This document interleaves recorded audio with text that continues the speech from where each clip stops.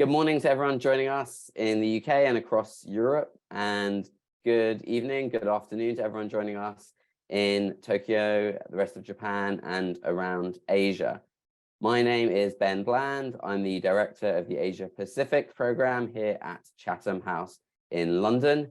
And it's my pleasure to be moderating this webinar today, where we'll be discussing Japan's priorities for its G7 presidency this year. So in May, the Japanese Prime Minister, Fumio Kishida, will be hosting the G7 Summit, Leaders Summit in Hiroshima, and he'll be inviting fellow leaders from the US, UK, Canada, France, Germany, Italy, and the EU, the other G7 members, to come and discuss the most urgent challenges facing the world right now. This year's summit will take place against the backdrop of continued global economic and political instability, from the war in Ukraine to intensifying geopolitical competition between China and the US, China and Japan, China and the West, you might even say more generally. And I'm delighted to be joined by three great experts on these questions today to discuss Japan's priorities for the G7. So in Tokyo, we're lucky to have Professor Yuichi Hosoya, professor in international politics at Keio University, and he's formerly held various positions advising the Japanese government on security issues. In Stockholm, we have Patricia Nelson, who's a researcher at the KTH Royal Institute of Technology and also an adjunct fellow in the Japan program at the Center for Strategic and International Studies in Washington, DC. And last but not least, we have my Chatham House colleague, Creon Butler, who directs our Global Economy and Finance program and previously worked in the UK Cabinet Office on economic security issues in the National Security Secretariat, a bit of a mouthful, as well as advising on the G7 and the G20 from a UK perspective. Before we get going, I just want to remind everyone that today's session is on the record and will be recorded and posted to YouTube and other platforms later. You'll all be able to ask your questions, so please use the Q&A function, and I'll come to you later. We'll either ask you to unmute yourself if you want to speak, or I can ask the question for you. Just let me know, but put your thinking caps on now.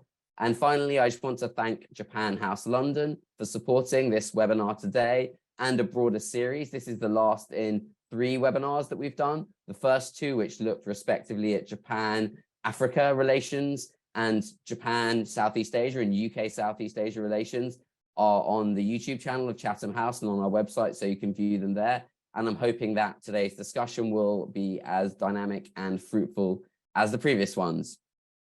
So Yuichi, I'm going to come to you first and ask you what you think that Prime Minister Fumio Kishida wants to achieve during Japan's G7 presidency this year. Well, thank you very much, Ben, and thank you very much indeed for inviting me to this great webinar. This year's G7 summit meeting will be perhaps the most important G7 summit meeting which Japan is hosting, because Prime Minister Kishida has been saying that this year is a turning point in history, world history.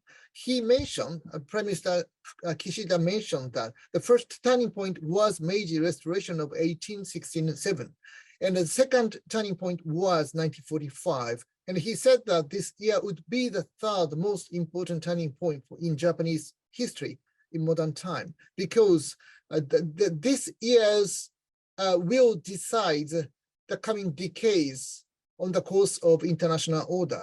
So in that sense, he has been saying that one of the most important priority would be at the Hiroshima G7 summit would be whether G7 and the international community could preserve the rule of law. So this would become one of the most important priorities for Japanese foreign policy, to preserve the rule of law or rules-based international order. The second, perhaps important topic or issue would be to try to commit to non-proliferation of nuclear weapons, as well as nuclear security at the time of the war, when the Russian government is trying to use tactical nuclear weapons. So these two would be priorities for Japanese foreign policy. But in addition to these, let me add one more thing. Japanese government has saying the importance of the global South.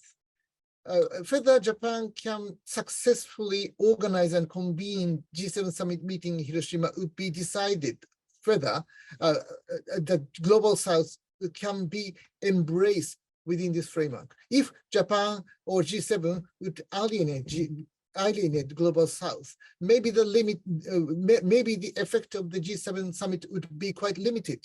So in that sense, I think this would be important for Japan to try to link this year's G7 summit meeting with this year's G20 summit meeting, which Indian government will be hosting in this autumn.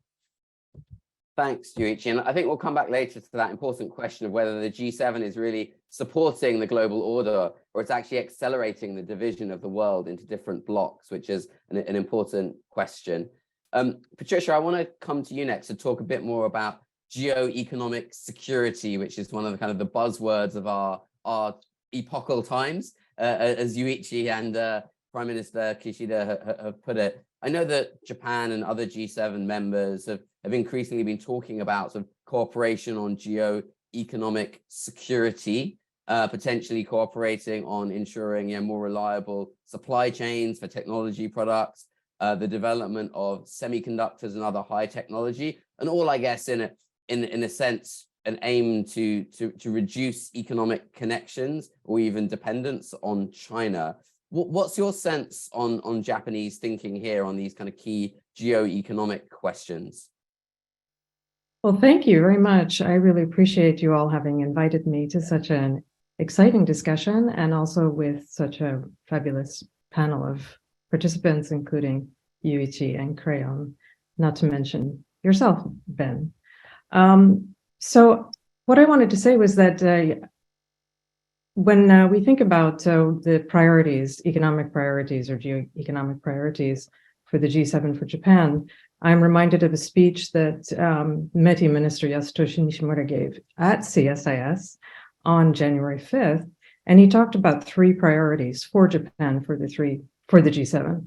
And one is economic security, two is cooperation with like-minded countries, and three was deterrence. I think these points fit very well with what Yuichi just said.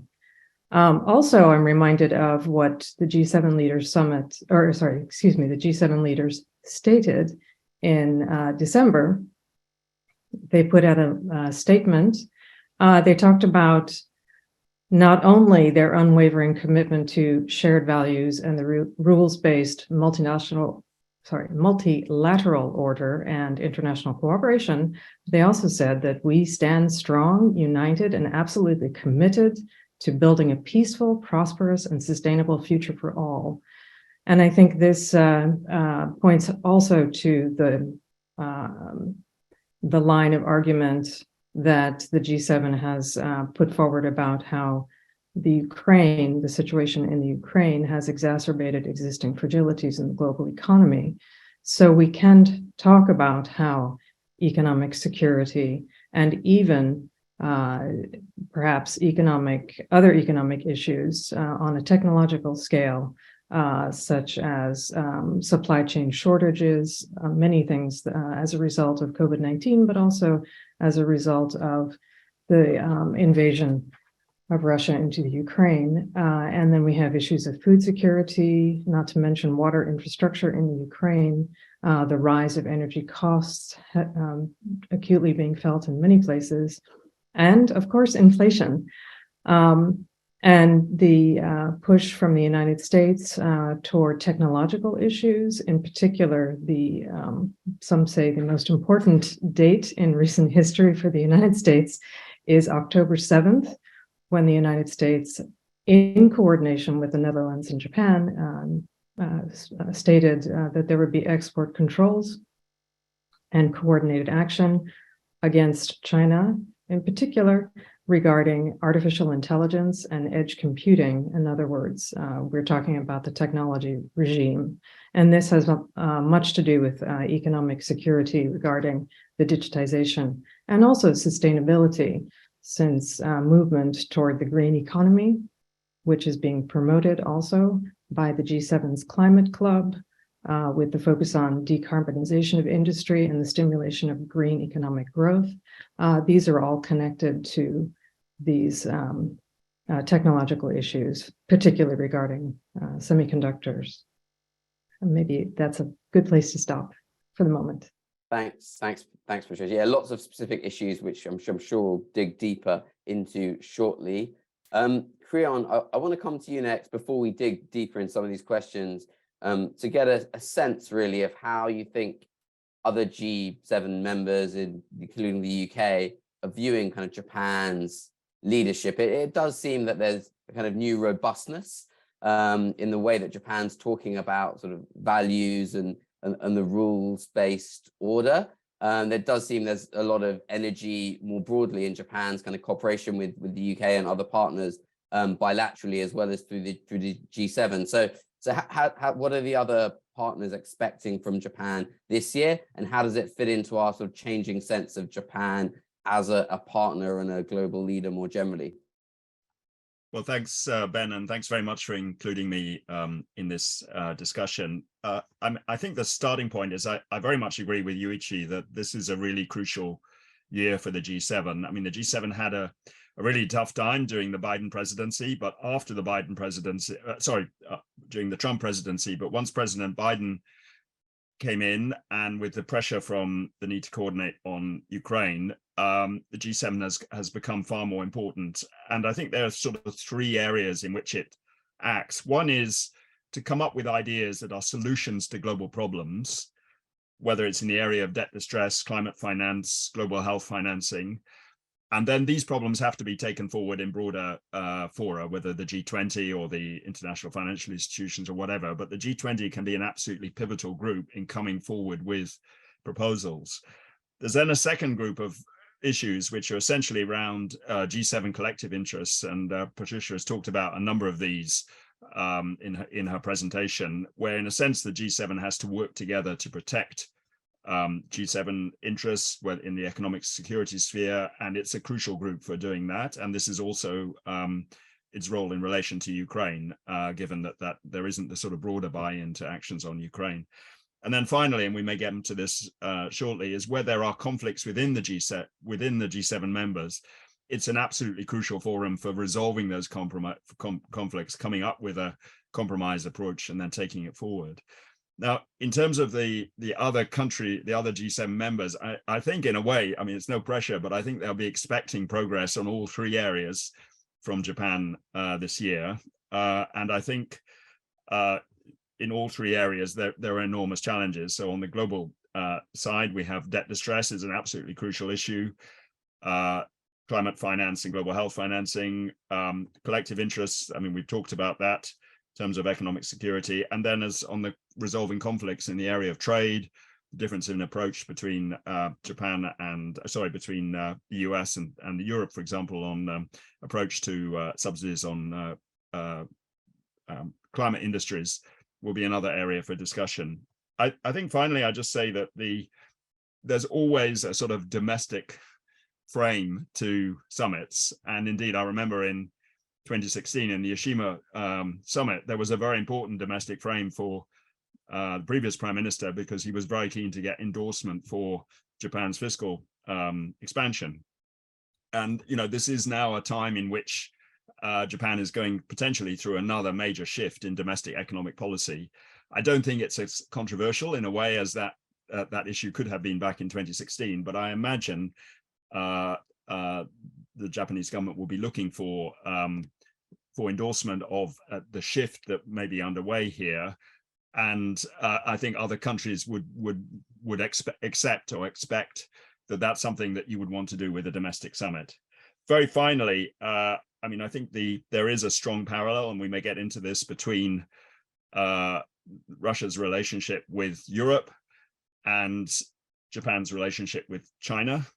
And I think the G7 will be a crucial place in which the parallels are drawn out and discussed, but also the differences are understood. Thank you. Thanks, Creon. And just on that point of domestic politics, Yuichi, I mean, why is this summit being held so early? Because I normally understand there'd be later in the year, and there's some domestic political considerations for Prime Minister Kishida.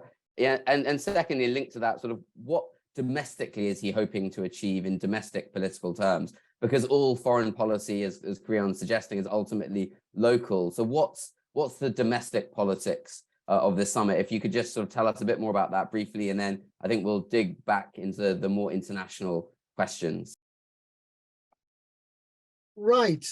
Previously, like Hiroshima Summit or Okinawa Summit or Toyako Summit, I have seen that prime ministers, generally speaking, try to utilize the opportunity to host G7 summit meeting for domestic political purposes to gain, of course, supports, much broader supports by successfully convening leaders from all over the world. But this time is slightly different because event has been driven Japanese foreign policy or Japanese policy in relation to the G7 summit meeting.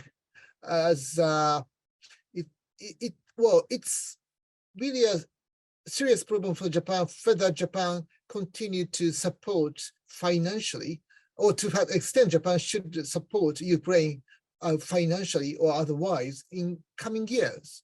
If it is limited in coming month, it will be no problem. But it seems now that it maybe takes years, not months, to see the end of the war. So it means that we need more financial resources to support, to much broadly and deeply support Ukrainian efforts to resist Russian invasion to Ukraine. So in the sense, I think one of the biggest issues for Japanese government is to try to strengthen the solidarity among at least among the G7 countries to have a common voice to continue to support Ukraine. But of course, it is partly damaging perhaps to Japanese domestic political support.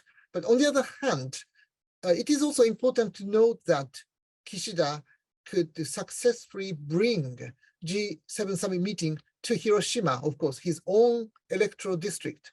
So in that sense, he can create much broader support by gathering world leaders to Hiroshima to try to bring them to museum fair leader would to see the really, really tragic effect of the dropping of the atomic bomb.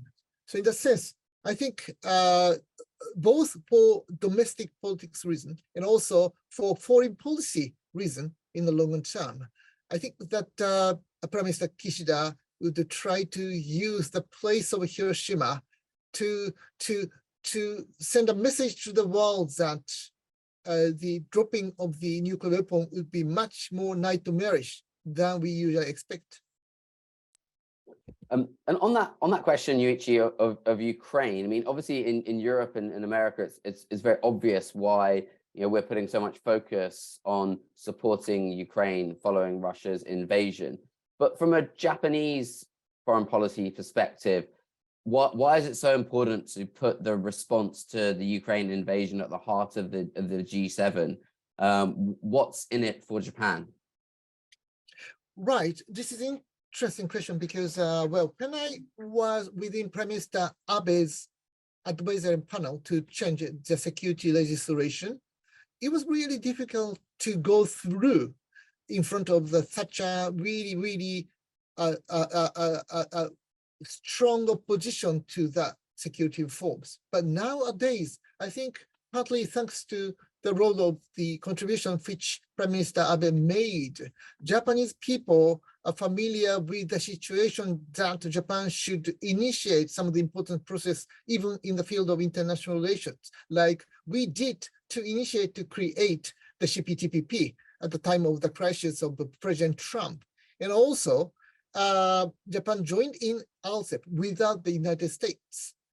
And in many ways, I think that in the last 10 years, Japan has been more accustomed to take a leadership role in international relations, which we didn't expect more than 10 years before. So this is partly or largely what Prime Minister Abe actually had brought to Japanese politics. So this is a quite new situation. That's why I am also amazed at the degree of Japanese strong support to Ukraine.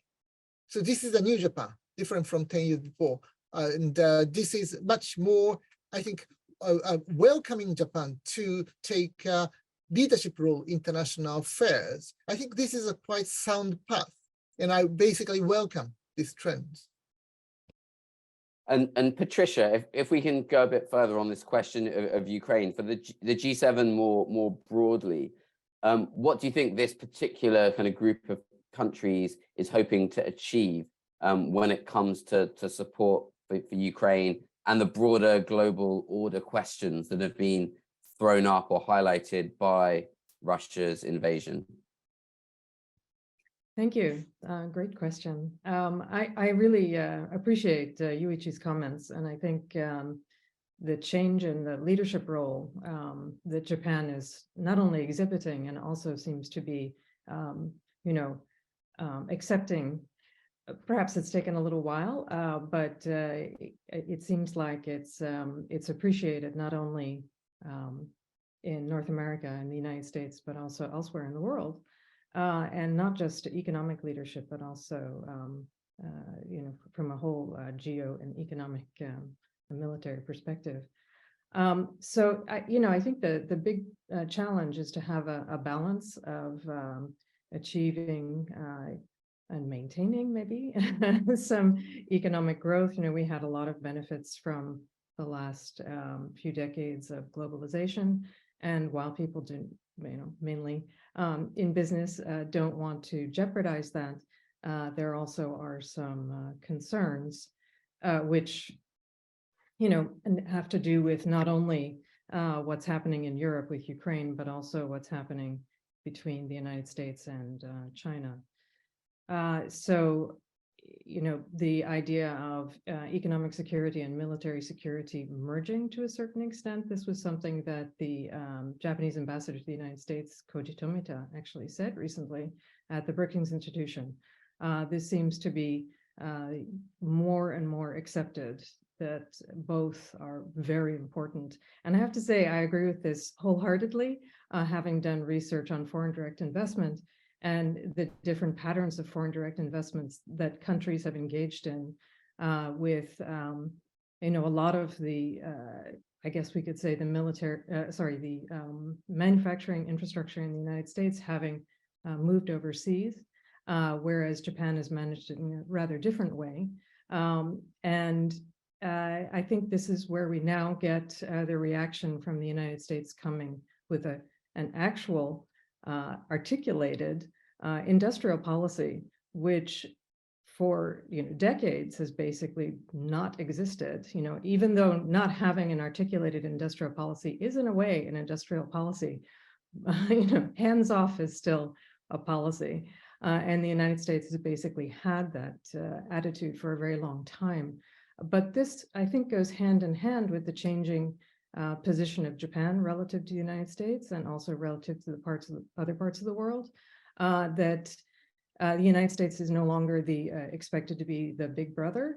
And I think the United States leadership has also shown that parts of the US is no longer willing to play that role, and also asking, or even maybe directly asking other parts of the world to step up, whether it be militarily or through, for example, export controls. And it's probably also interesting to point out how open the United States has been as an economy to, I guess you could say, the rest of the world at varying times, and using the international rules-based order for managing any kinds of discussions that might have come up. I'd be more than happy to elaborate further. I don't want to dominate the time, but I thought it might be interesting to bring up the fact that William Wrench, who's the Scholl Chair at CSIS, noted recently that even though there are several aspects of the Inflation Reduction Act, which was put into force recently in the United States, that it violates US obligations to the World Trade Organization. And this has engendered a lot of discussion, particularly amongst European countries and Japan, as well as some others. But the interesting thing is it doesn't seem to, according to Wrench, it doesn't seem to really matter because he argues that it speaks to the dysfunction of the WTO and especially the dispute settlement system. So this is another aspect that is changing, and following in line with what Yuichi argued, that 2023 might be the year in which many of the rules are rewritten, including how to manage dispute settlement at the WTO, among others. Thanks for that, Patricia. I think we'll dig a bit deeper into the kind of response to the US industrial policy and the Inflation Reduction Act shortly, but just before we do, I want us to stick with Ukraine for a bit longer, maybe come to you, Creon, to get your sense. I mean, obviously the G7 leaders just had a call almost exclusively about the Ukraine war and the impacts. What's your sense, Creon, on the opportunity or the challenge for the G7 specifically? I mean, not for the world as a whole or for Ukraine, but what is the G7's particular angle here on what's happening in Ukraine right now and probably the long future of this conflict? Indeed. I think, as I said in my earlier remarks, I think the G7 is an absolutely crucial forum for coordinating the West's effort on Ukraine. I mean, we have seen truly unprecedented economic sanctions taken in response to Russia's action. That was partly because of the threshold that Russia crossed in terms of an attack on the entire sort of post-war international security system. But without that sort of unity within the G7, the sanctions would have been nowhere near as powerful as they have been. And although many have commented on the fact that in the short term, Russia has not suffered as big an economic hit as perhaps was initially predicted, in the medium to longer term, I mean, my view is the sanctions will be very, very powerful in their overall impact on Russia over time. And Japan's role in that is absolutely crucial. So if you take the issue of freezing Russian foreign central bank reserves, which was one of the key parts of excluding Russia from the international financial system, along with sort of restrictions on Russia's use of international payment systems and so on. I mean, Japan participated in this, and if it had not, then it would not have worked in the way that it has worked. It is an incredibly powerful tool. There are really no alternatives to Western liberal democracies for truly convertible currencies. Japan has a really important, I mean, it's smaller than obviously the euro and the dollar, but it's a very important convertible currency. So it was absolutely crucial that Japan played a role in that. And I think, one of the things the G7 will have to do in the future is think through, well, we've done this. I personally think it was the right thing to do, but it has a lot of ramifications. And it will be important for the G7 to think through, well, do we want to just leave it there as a kind of case of, ambiguity about when we would use this tool and not use it? Or do we want to actually say something about how it might be used in the future? Just one other thing where I think the G7 role will be absolutely crucial is once the conflict has ended, there will be an enormous issue of reconstruction finance for Ukraine. It's partly about the finance itself, but it's also the conditions under which it's provided in terms of policy reform, anti-corruption measures, and so on. And the IFIs will have a crucial role in that. Now, the G7, again, will be a crucial coordinating vehicle for that reconstruction effort, both in terms of the guidance they give to the IFIs, but also their own bilateral contributions as well. So that's another area in which it will be absolutely central. And there really isn't any other body which combines, if you like, the major economic powers, Europe, the US, Japan, Canada, UK, in a way that they can actually tackle these kinds of issues. Other groups are either too broad or they include countries which are aren't actually like-minded on this effort.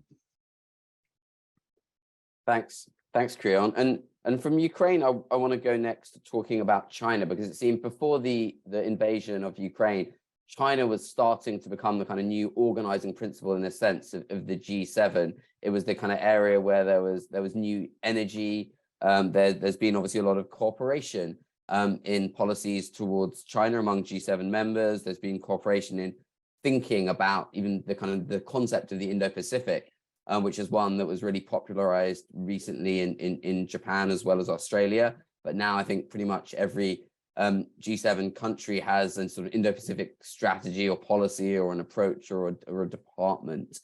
So where I want to come to you, Professor Yuichi, in terms of China policy, obviously the short-term challenge is Russia in a sense. The longer-term challenge when it comes to economic and broader security is likely to be China, definitely for Japan and quite possibly for most other G7 members. So where does the G7 go next on China? Where is Prime Minister Kishida going to be focusing in terms of G7 policy towards China?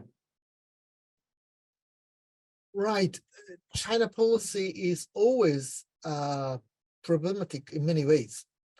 Several years before, when I discussed on this issue with American experts in Washington, D.C., I focused on the importance of the coordination between the two countries, Japan and the United States, on China policy.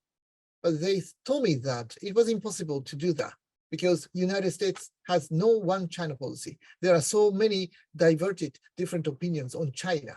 So in each country, there are so many different opinions on China, like in Germany. And the UK now has much more integrated voice. But previously, of course, within the Conservative Party, there are quite divergent different opinions on China. And in Japan as well, as I mentioned a bit, I think that even within LDP, a ruling party, there are several different voices. There are some people who prioritize Japan's business interest. On the other hand, of course, there are some others who focus on the importance of security aspects of Sino-Japanese relations. So in each countries, there are so many different opinions on China. So it's always difficult to coordinate among even within the G7 member states. So in that sense, I think in the last several years, G7 member states like Japan, UK, Germany, France, United States, of course, these countries are coordinating their policy towards China. Even Canada now has introduced its own Indo-Pacific strategy. So in the sense, now we can see much more coordination among G7 countries, but still it is difficult because both in Tokyo and in Washington, D.C., there are some experts and policymakers who do not like to spare our limited resources to support Ukraine, because it would weaken our deterrence in East Asia, perhaps. In the sense, there can be several different strategic thinkings on this issue, whether we should spare our resources to support Ukraine, or whether we should focus and concentrate much more on deterring Chinese efforts to change the status quo in this region. But I think that basically United States government under President Biden has been trying to focus on the diplomatic or non-military measures to try to strengthen the deterrence by introducing a new concept of integrated deterrence. Of course, it's a quite difficult and a vague concept, but I think that I see that the United States under President Biden has been showing its reluctance to use military force overseas. So in the sense, Japan also needs to concentrate on using non-military measures to strengthen deterrence to prevent China from changing the status quo in this region. So this is extremely complicated issue, but I see some coordination, more coordination than before among G7 member states, but it's still ongoing. And Patricia, obviously, you know, as you mentioned, the US has been pursuing various policies designed to sort of boost its own economic security when it comes to high technology products. But that does seem, you know, if you listen to what the UK government or European governments and others have to say, you know, we have a concern that it's coming at a cost to potentially our industrial base. So how do you think the G7 as a grouping can go about sort of pushing forward on pursuing some sort of economic resilience while also cooperating among the members of the body? Because it seems to me there's a direct contradiction here, right? It's quite hard to have kind of coordinated industrial policies across countries. It's hard enough for any one country to execute it in the first place. So how do you think the G7 should tackle this? And I mean, is the US going to listen to anyone else's concerns? obviously it normally doesn't do that. Well, thank you very much. What a lot of questions and what a challenge, which I think is the biggest problem that you pointed out with the G7. While we have heard and, we understand that the most important, perhaps philosophical view is that the group promotes a rules-based system. They want to have stability and maintain shared values with the rules-based economic system and the liberal economic order. So, this is a kind of background. At the same time, as I mentioned already, and which we've already discussed, the problem is, as you mentioned as well, Ben, the protectionist bent. I think, protectionism is a difficult topic. And so is industrial policy. While I've done a lot of looking at industrial policy over the years in various countries, the difficulty is having a good industrial policy. And as you mentioned, Ben, it's very difficult to have anything that's beyond a national border regarding such a policy, which would be put forward by one country. But there seems to be a movement at the same time to raise awareness that perhaps just as we have in the security realm, that the United States is very important still as a security leader, I guess you could say, through various organizations and umbrellas such as NATO and so forth. At the same time, we can see the kind of, I would argue, negative economic impact that it's had on the United States, and many, voices with the United States, which even, we could argue prevented the United States from joining the TPP, are stressing that the United States needs to take advantage of or, promote policies that will rebuild manufacturing capacity or jobs basically in the United States, and therefore build up the United States economically. And I think this actually speaks very well to this economic security theme and the integration of military and economic security as overlapping, not separate domains.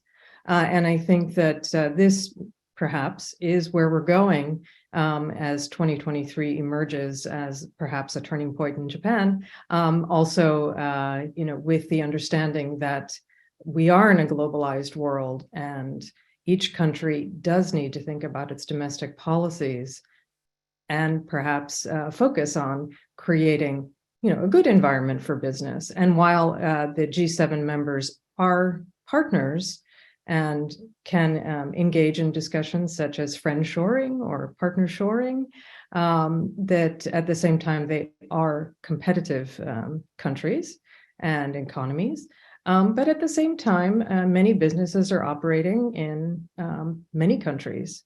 And so their concerns are not specifically about the national policies. They're more concerned about greater, global issues and how to make business work for themselves. And there we can talk about supply chain issues, particularly preventing disruptions of supply chains and not being dependent on one particular country for a supply of a particularly sensitive technology, for example, which is, of course, the origin of the discussion about semiconductors.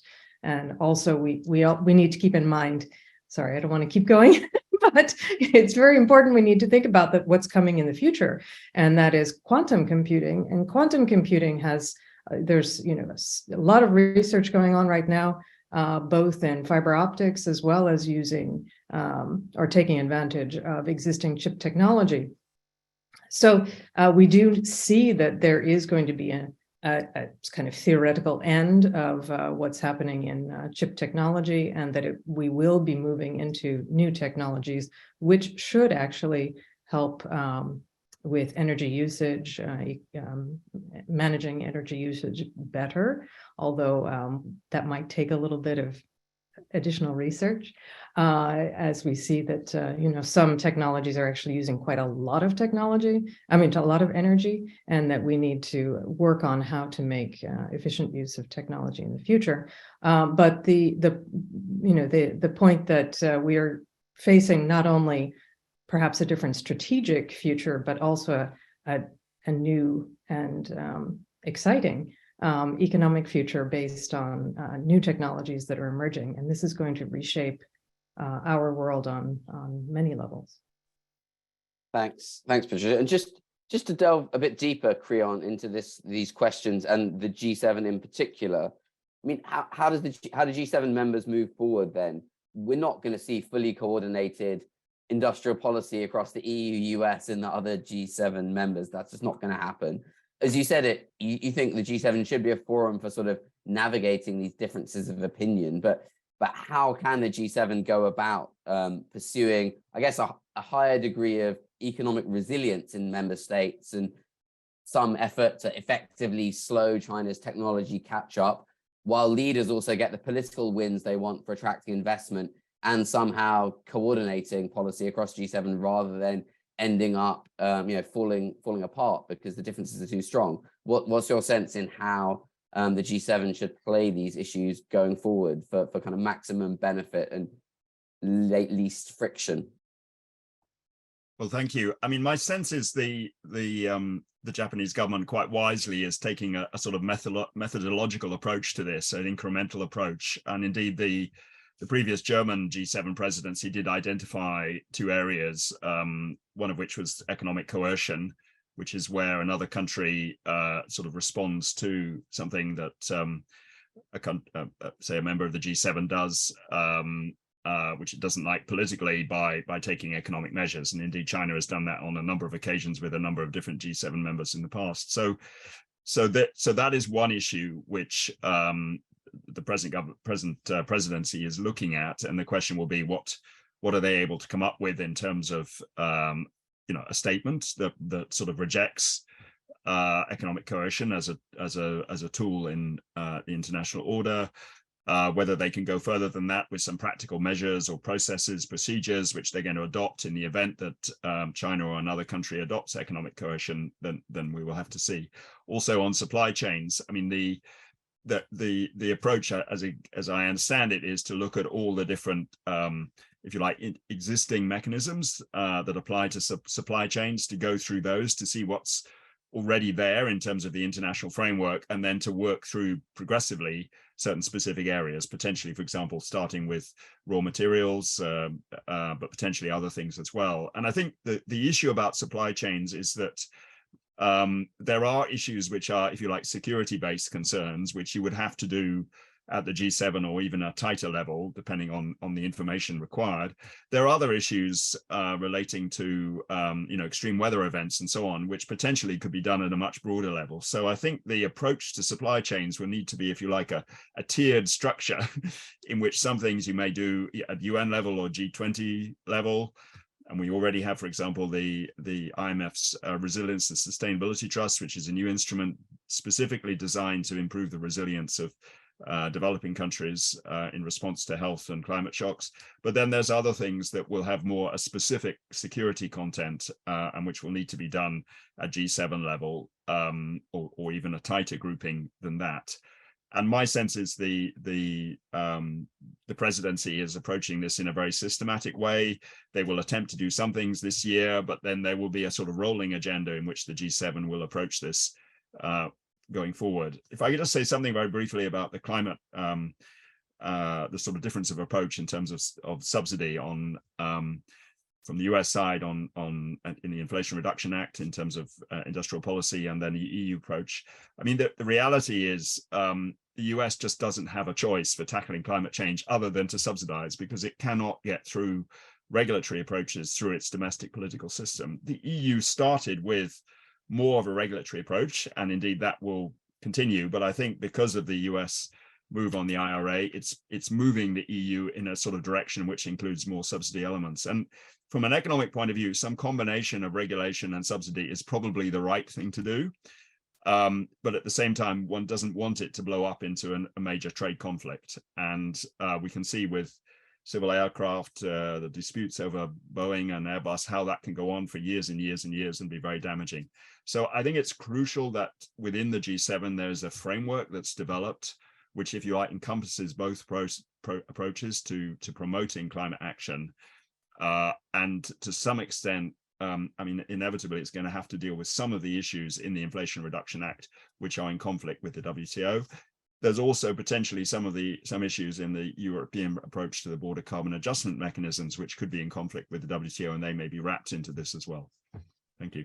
Thanks, Johan. I'm going to come to audience questions in a second, so please put them in the Q&A box.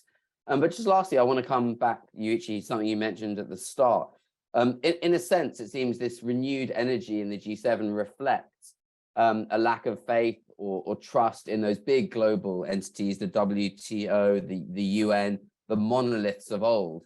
But I do wonder if, you know, the renewed focus on the G7, is that going to reinvigorate the global order? Is it surely not going to do the opposite? It's going to accelerate the splitting of the world into blocks, because the more resilient the G7 countries are, the more closely we cooperate. Aren't we leaving basically most of the world's population behind?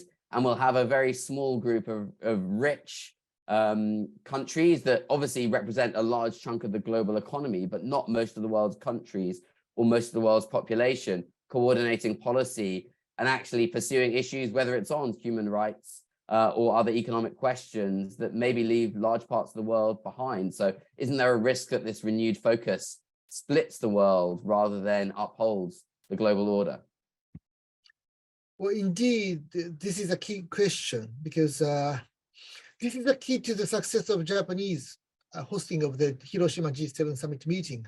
Prime Minister Kishida has already mentioned that without the support of the global South, G7 will become a much more smaller minority in global politics. And also President Macron of France also mentioned during the Munich Security Conference that he was so shocked at the degree that the trust of the credibility of the G7 or the France, European countries, was so reduced. So this is a new trend.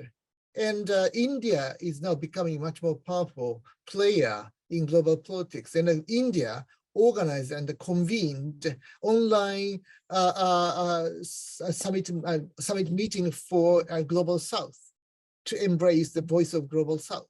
So there must be much closer link between G7 and those voice of the Global South. But of course, Global South is not singular entity. There are so many different voices, and it's impossible to have any integrated position within the Global South. What is necessary is that we shouldn't become complacent as a small minority of rich exclusive club. If so, of course, G7 would lose legitimacy in global affairs and will become the target of hostile criticisms from the voice of the Global South. So I think the Japanese government has been really aware of that. That's why Foreign Minister Hayashi has visited South Latin American countries in the middle of January to try to listen to their voice. Listening is a key, not to try to have their position at our side. I think what Japan is trying to do is to try to listen to their voice, their frustrations. That's why one of the biggest frustration among global South countries, according to, I think, Japanese government view, is that they fear about the rising price of food shortages. If G7 cannot provide any strong message to these countries on the food supply shortage or the rising of the price of the food, as well as, of course, energy, I think G7 summit would lose some credibility among those countries in the South, global South. So this is a key question, whether G7 would survive or not. And I've got a follow-up question here from Nicholas Mitsos, which I'm going to ask, which relates to this point. So he says, With regard to the global south, what practical steps are G7 and Japan willing to take this year to finance, construct, and maintain sustainable mega infrastructure in the global south? So Creon, I might come to you first on this one.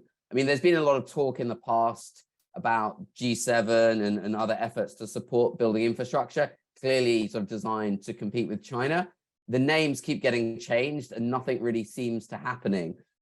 So yeah, what can we expect this year on this this age-old question now of G7 and infrastructure in the developing world?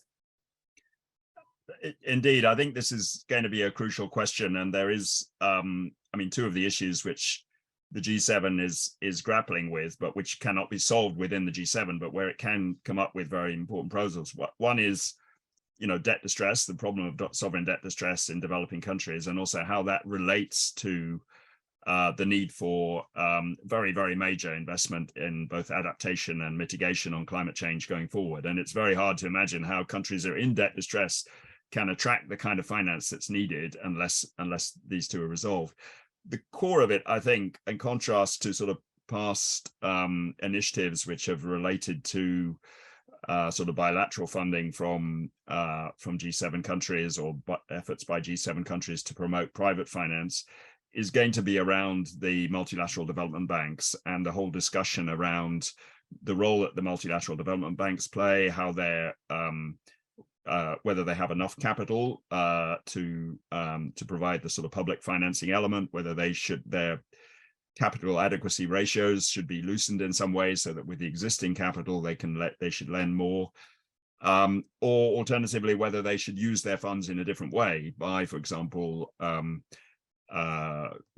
partnering with the private sector and taking some of the risk in areas where the private sector takes the lead. And clearly there is a new president, potentially new president, nominated by the US for the World Bank, who is very focused on these issues. And so I think that will be an absolutely crucial element. I think the G7 will be critical, both particularly the finance track, in developing an approach, but it won't be crystallized until it goes into the G20.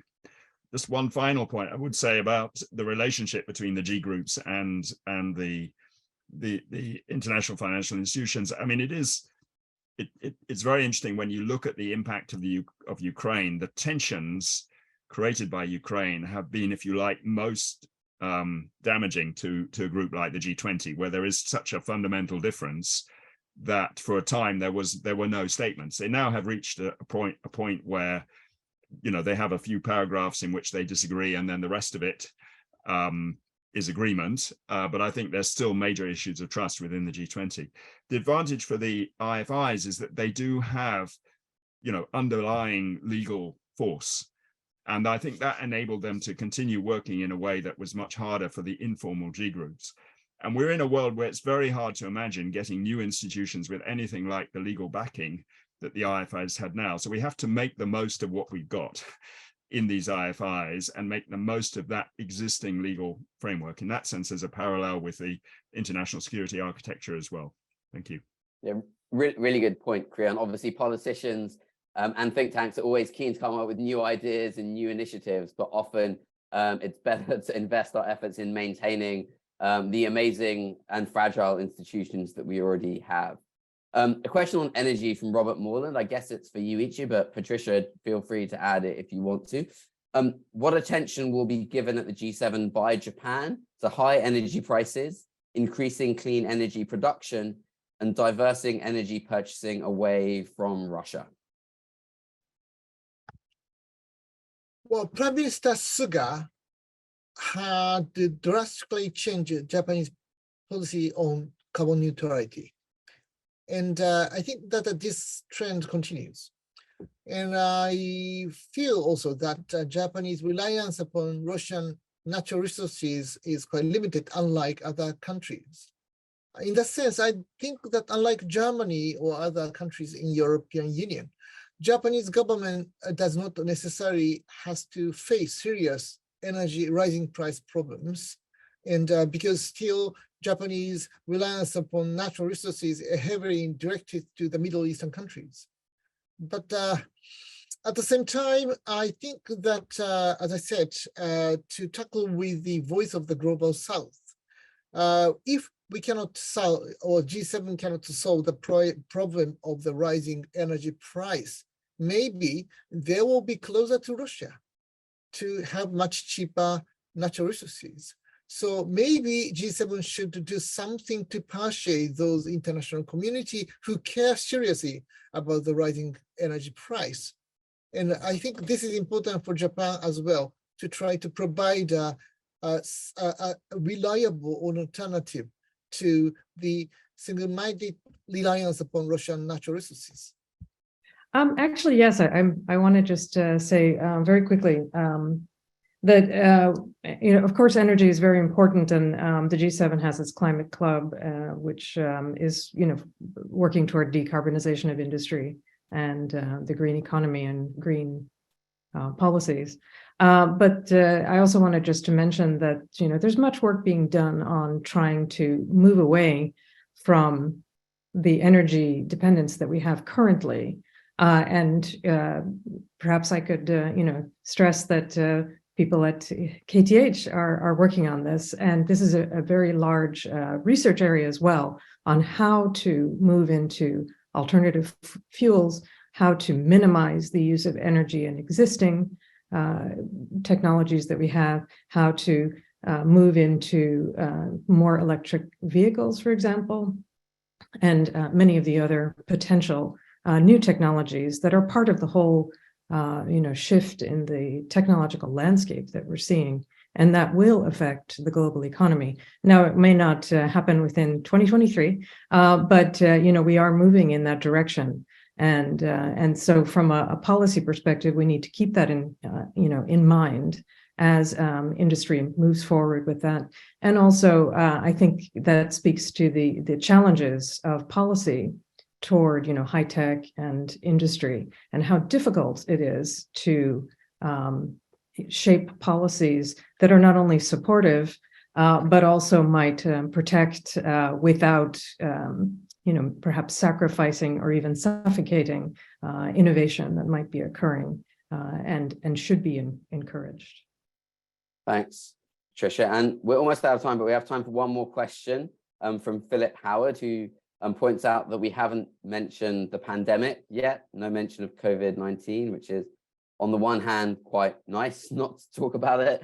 On the other hand, it would be remiss if we didn't talk about the G7, the pandemic, and health issues and preparedness. So maybe I'll come to you probably for the last word on this, Yuichi, depending on how long you take. I mean, how important is the global health question and pandemic preparedness or other health threats to Japan this year in its G7 presidency? And how's Japan going to find space to emphasize, the areas for cooperation here, where there's so many other issues to discuss? The last G7 leaders communique was 28 pages, pretty much dealing with every issue in the world. So yeah, what's Japan going to focus on when it comes to health, given you can't solve every problem in the world in one leaders meeting? Well, thank you very much. May I answer to your complicated, different question in 1 minute? Perhaps. I think that there are so many pressing, difficult issues, and these issues are interrelated. This is a really gigantic problem which cannot easily solved by any one country. So in the sense, international cooperation is more needed. And during the COVID years, I felt that cooperation among like-minded countries who share values such as human rights, rule of law, transparency in governance, and so on, I think these become much more important than before. So, even Japanese public opinion think in this way. It is really difficult to deeply collaborate with China. 10 years before, we did it, and we thought in this way. But nowadays, we clearly feel limits in our cooperation with China in many ways. And I think COVID-19 has been teaching us in this way. So in the sense, I think EU is naturally, EU, UK, United States, Canada, Australia, these are our first priority to collaborate with. And I think that this continue. I mean, Japan will continue with these like-minded partners in difficult questions coming ahead. Great. Did Creon or Patricia, do you have anything to add on COVID and health? Creon. Yeah, just very briefly. I mean, I think that there are two issues that the presidency may in particular push. I mean, one is this idea of a global health security architecture. This is something that was discussed at some length in the Italian presidency of the G20, but didn't get much traction, essentially because of opposition from some of the major emerging economies, and in a sense, it became more of a kind of discussion group to relatively low, not as senior in the sense as the Italians have hoped for. So it may be that the Japanese try and develop this concept, which I think makes an awful lot of sense, within the G7, and then with the aim of broadening it out further. That's one possibility. I think also universal healthcare is a very strong Japanese priority, has always been, and I would expect that they will continue to push that through their G7 presidency this year. Thanks, Creon, for that answer, and thanks to everyone for joining us today. Thanks, Patricia, and Yuichi as well. Thanks for the questions. Sorry I didn't get to ask them all, but we are out of time. Thanks as well to Japan House London for supporting this series of webinars, and you can watch this one and all the others on our YouTube channel and our website. But just remains for me to thank the panelists again once, and see you all soon online or in the real world. Bye-bye. Thank you. Thank you. Thanks, Ben.